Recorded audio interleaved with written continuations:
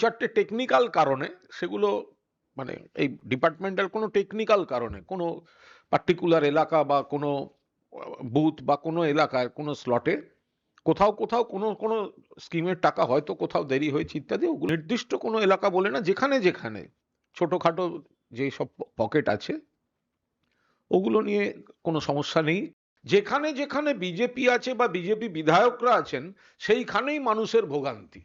সেই জায়গায় দাঁড়িয়ে চন্দনবাবুদের বক্তব্য যে মমতা বন্দ্যোপাধ্যায় মাননীয় মুখ্যমন্ত্রীর নেতৃত্বে, অভিষেক বন্দ্যোপাধ্যায়ের সেনাপতিত্বে যে সামগ্রিক সমন্বয়মূলক উন্নয়ন যেটা চলছে তাতে এক স্রোতে একসঙ্গে সকলকে নিয়ে সামিল হওয়া। আমরা আজ এখানে শুধু ওনাকে জয়েন করালাম। জাতীয় নির্বাচন কমিশন প্রথম থেকেই বিজেপির দলদাস বা শাখা সংগঠন হিসেবে কাজ করেছে, প্রথম থেকে। এসআইআর নিয়ে কারুর আপত্তি ছিল না। এসআইআর এর সময় এবং পদ্ধতি, বাংলার উপর যেভাবে মৃত্যুর মিছিল চাপিয়ে দিয়েছে সেটা নিয়ে আমাদের আপত্তি ছিল। একের পর এক মৃত্যু, বৈধ নাগরিকরা হ্যারাসড, বিএলওরা হ্যারাসড, ৮০ বছর ৯০ বছরের বয়সের লোক, বর্ষিয়ান মানুষ, তাদেরকে গিয়ে দাঁড়াতে হচ্ছে লাইনে।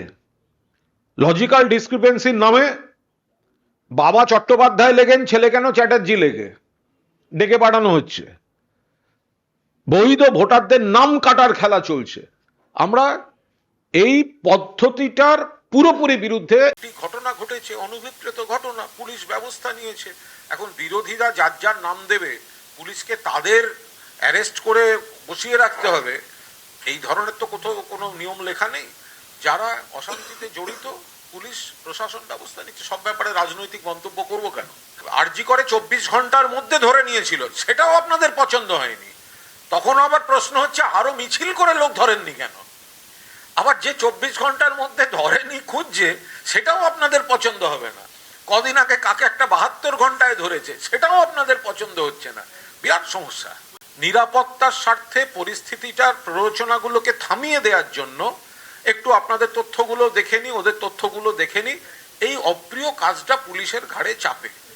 তো সেই জায়গায় দাঁড়িয়ে যা করার ঠিক সেইভাবেই, এর মধ্যে যিনি চোখ দান করিয়েছেন তারও কোনো অন্যায় নেই, এবং সেই এলাকার উত্তেজনা প্রশমনে পুলিশ যে পদ্ধতিতে এলাকাটাকে আবার শান্ত করে নিয়ে বের করে নিয়ে চলে গেছে, তারা তাদের কাজ করেছেন। এর মধ্যে আমি কোনো রাজনৈতিক মন্তব্যের প্রয়োজন আছে বলেই মনে করছি না। হুমায়ুন কবির দেখুন, প্রথমে শুনলাম ব্রিগেডে সভা, সেটা তারপর চলে গেল পাড়ার মাঠে, তারপর সেখান থেকে গিয়ে পুলিশ সুপারের বাড়ির সামনে গিয়ে দাঁড়িয়েছে। এই শুনলাম নাকি কত লোক যাবেন বাবরি যাত্রায়। সব মিলিয়ে ৫১ জন, তার মধ্যে ১৪ জন ওদের সিকিউরিটি। যে বিজেপি বলেছিল এক ধাক্কা অর দো, বাবরি মসজিদ তোড় দো, সেই বিজেপির প্রার্থী হয়ে নরেন্দ্র মোদী জিন্দাবাদ বলেছেন, তিনি হঠাৎ যদি এখন বাবরি মসজিদের প্রতি শ্রদ্ধা দেখাতে যান, তো সাধারণ মানুষ সবাই আসলে ওনার যে মুভমেন্টটা, ওনার এই যে হাঁটা হাঁটা ভাব, একটু ঘুরি ঘুরি ভাব, এটা ওনার ডাক্তারের একটু ফ্যাট সুগার হয়েছে, ডাক্তার বলেছেন একটু মুভমেন্ট করতে, সেই কারণে উনি এটা থেকে একটা পলিটিক্যাল মাইলেজ নেওয়ার চেষ্টা করছেন।